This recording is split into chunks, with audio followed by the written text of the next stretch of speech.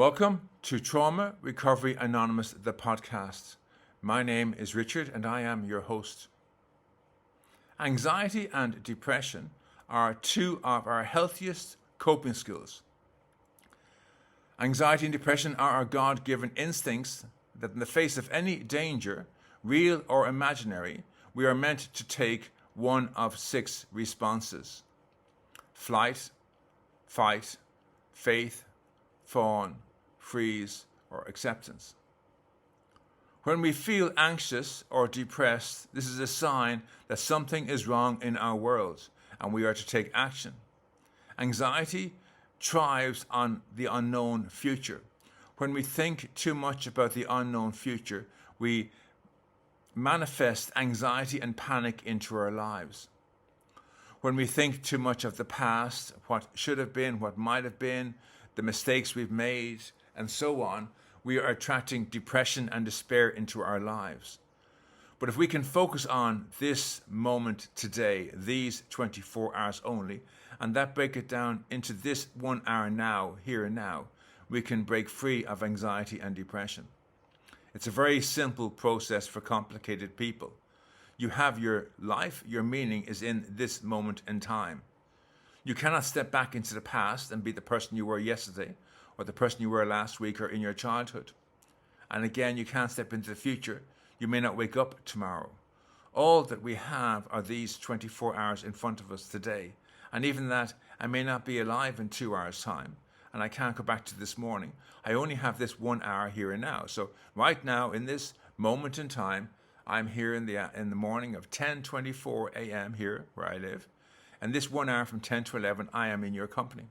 What can I do in this moment in time to live fully, focusing on this moment? Not bringing the past or the present into this moment, but focusing on what I can do in my moment here and now. And the best thing I can do is speak slowly and clearly, pause occasionally, and share a message of hope with you that your anxiety is probably the greatest coping skill that you have in your disposal.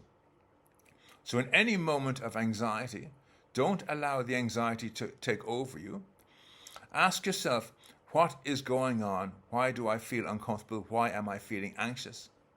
And then whatever that is, if it's in the future, tell the future to feck off. Simply say, future, unknown future, go away. You've no business being in my life in this moment. If you're feeling depressed or despair, realize you're thinking about a past event and say to yourself, depression, you're not welcome today. You're belonging to the past and I can't change you. Feck off, leave me alone. These are forms of prayers where you're telling God to take the depression and the anxiety from you and be able to focus on this present moment in time. We can claim 24 hours of peace of mind in any moment. So I would ask for 8 hours at night time for a peaceful night's sleep at night time for 8 hours. And then I would ask for maybe 5 minutes here or 10 minutes there and so on. An hour here, an hour there. And it's a very simple prayer. You say something like, okay, Lord, I have carried this anxiety. It's allowed me to rule me for far too long. I get worked up over what's going to happen tomorrow. Will I have a boyfriend or girlfriend? Will I ever get married? Will I ever have a job? And when I start thinking these thoughts, I get very anxious. I get very down on myself. But I realize I may not wake up tomorrow. All I have is this moment in time. And what can I do in this moment in time that maybe that might assure me that in the future I may have somebody? Well, I can work at changing me and developing who I am today. Maybe go to the library and read books on how to become a more strong, independent person. Maybe if I have an interest in a sport or an activity or a hobby, I can read books and watch videos on that subject. And then fill myself with this new knowledge, and this new knowledge maybe will change me into be a better version of who I am. I can go onto the internet and look up for free resources on the internet, or if I have money, I can pay for a course and do that course now today. And that's what I can do today. And by doing that, I'm preparing myself for the future. I'm not staying stuck in the fear and anxiety of what might happen or what might not happen in the future. I'm taking action today to prepare myself for the future. Again, the same thing, you might have a past trauma event that rules and defines you today and you can't break free of it. Well, then you do a program like Trauma Recovery Anonymous to undo that learned dysfunction behavior and get rid of that energy around that past trauma event by healing your body with the healing any trauma memory. And when you've got that work done, you're free from the past and you're comfortable being who you are in the present. You only have control over who you are in this moment in time. You can't step back into any of your yesterdays, and you can't go forward into any of your tomorrows. All you have is this moment in time today. And if you want to break free of anxiety and depression, the trick is to focus on this hour right here and right now. Let's imagine you're trapped in your bedroom, filled with anxiety and depression. You can't leave your room. Tell those voices to feck off. Understand we have two sets of voices in our heads. The first set of voices are the ones we shouldn't be listening to.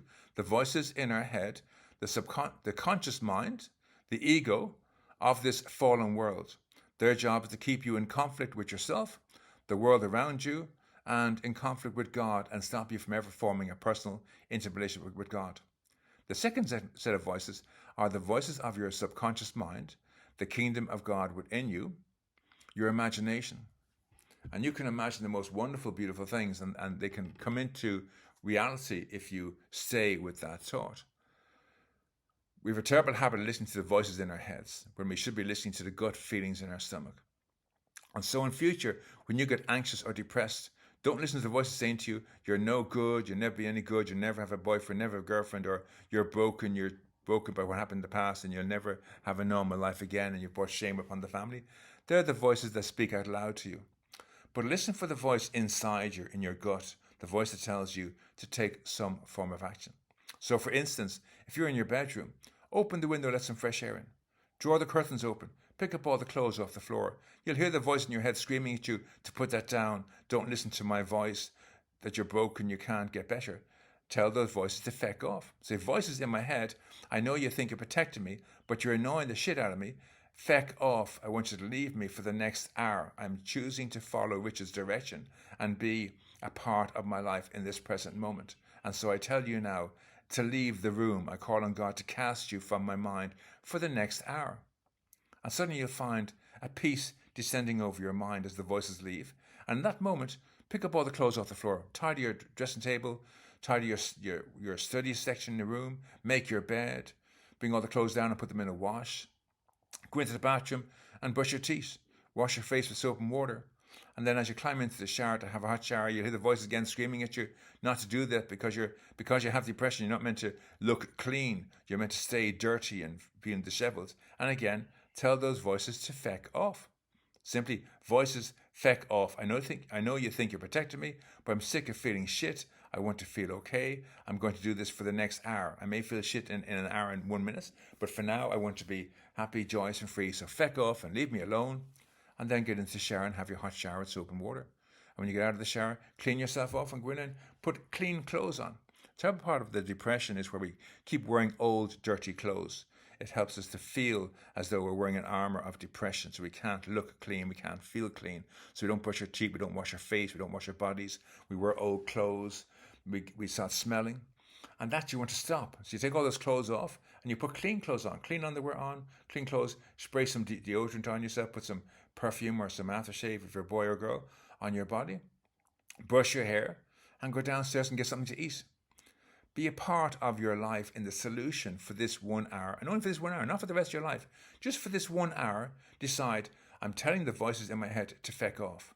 I'm going to call on God to cast out my demons, to keep them away for the next hour. God, send a host of angels down to take these demons from me for the next hour. Give me peace of mind for the next hour. Try this, see what happens.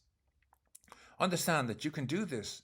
You can cast out your voices, your demons, for 1 hour. And after 1 hour, have peace of mind in that 1 hour. And then after the hour's over, you might decide, that was nice. I'm going to have another hour. I'm going to have another 30 minutes. I'm going to have another 60 minutes or 90 minutes.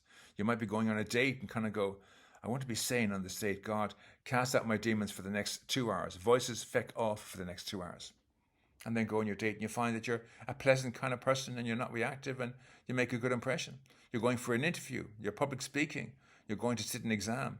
Tell the voices that tell you you're going to fail to feck off. And go into your exam and give your best. And whatever happens, you've given your best. And if you fail, you don't fail. It's not down to the fact that you're a failure. You just did your best. And maybe next time you have to study harder. Maybe you'll have to study the subject harder. And so on. You allow yourself to have these failures, but in a way that you learn from them. You rise like a phoenix from the ashes of your past. Don't allow the voices to rule you, because the voices rule you. That's what they do. Their job is to keep you in conflict with yourself, the world around you, and from ever forming a relationship with God. But if you can form a relationship with God, you can call on Him to send 10,000 angels down to protect you. Now, understand, you don't have to join any man-made religion or any of the 45,000 different churches or denominations, but you allow God into your space. So myself personally, I was raised a Roman Catholic, became disillusioned with that faith, and now today I have God in my life. I read certain parts of the Bible. There's authors and speakers on YouTube and Spotify that really resonate with me. They carry a wonderful message, and I listen to them. And I buy books and I read books on different authors that really resonate with me. And I don't go to church at all. And I've tried joining a fellowship and it just didn't work for me. I tried to return to the Catholic faith. I tried the Protestant, the Presbyterian, the Anglican, the Baptist. They just didn't work for me. And that's okay. They work for many people. And if it works for you, I'm delighted for you and you keep going. But it didn't work for me. And I can still have God in my life without having to go to church. I ask God each day to send a host of angels to keep me safe, to keep me sane, to watch my behavior around people, especially with my wife and my children. And I try and do the best I can in each day. And some days I have a bad day, some days I have a good day. But I know if I'm trying, I'm going to have more good days than bad days.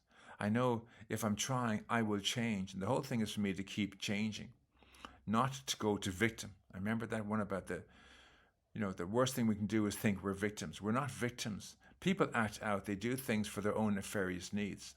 It's like this podcast.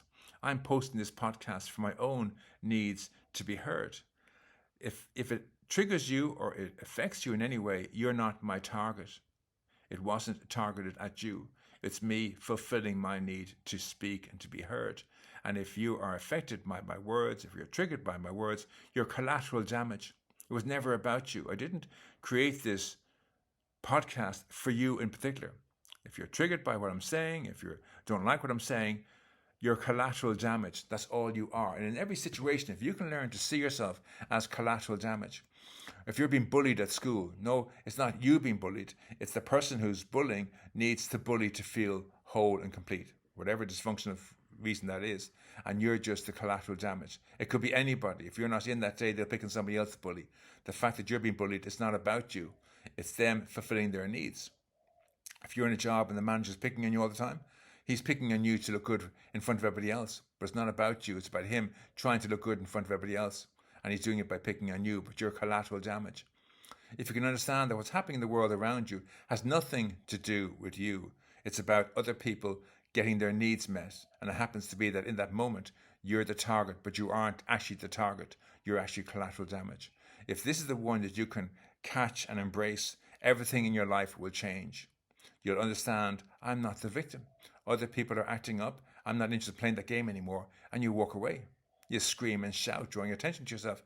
Bullies don't like you drawing attention to yourself. They want you to keep you as a victim and quiet and let the bullying happen. So when the bully walks towards you, you scream out loud. You scream and cry and rant and rave. And they'll stay away from you. Someone comes over, what's happening? And you simply say, Michael is bullying me. Johnny is bullying me. Mary is bullying me. Mairead is bullying me. Katie is bullying me. Mags is bullying me. Don't be afraid to name and shame. They're bullying me. My teacher's bullying me. My manager's bullying me. My boss is bullying me. And if it's an adult who's bullying you, send an email to them, to their boss, to your parent, to the police. On such and such a date, this person bullied me. Please have it stop. And send this email to 5 people, including his manager and their manager and the police and social worker and your parents. And it'll stop. It'll stop very fast. The other people will get involved and they'll stop it from happening. Don't be afraid to understand you're not the victim of anyone else's behavior. You're collateral damage. You're allowing what they say to trigger you. You're choosing to be triggered by what they're saying. It's not about you. My podcast isn't about you. It's about me expressing my words, what I need to share. I'm trying to offer hope to people. If you're triggered by it, that's you choosing to be triggered by it. It's a very frightening concept that we're actually choosing to be hurt, choosing to be triggered, when in fact, it's not about us. If you can learn this one simple truth, that you're not a victim, that if you choose to be a victim of something, you're making that choice yourself. If you can see this clearly and understand it, your life will be transformed. So understand, anxiety and depression are your coping skills. They're your gut feelings telling you that something's wrong in the future or something's wrong in the past. And the best way of dealing with that is step away from the future, step away from the past, and focus on being fully present in this moment in time. My name is Richard Tierney. This is Trauma Recovery Anonymous. I do hope this has helped you to deal with situations where you might feel anxious or depressed. I've written a book. It's called How to Live Stress and Anxiety Free 24 Hours a Day. It has simple tools that you can use, 10 or 12 simple tools that you can use in each moment of each day to break free of anxiety and depression. To understand that if you can stay focused in this present moment and not bring the past or the future into the present, but stay focally fixed in the present, you can be free of all anxiety and all depression. Thank you for joining me.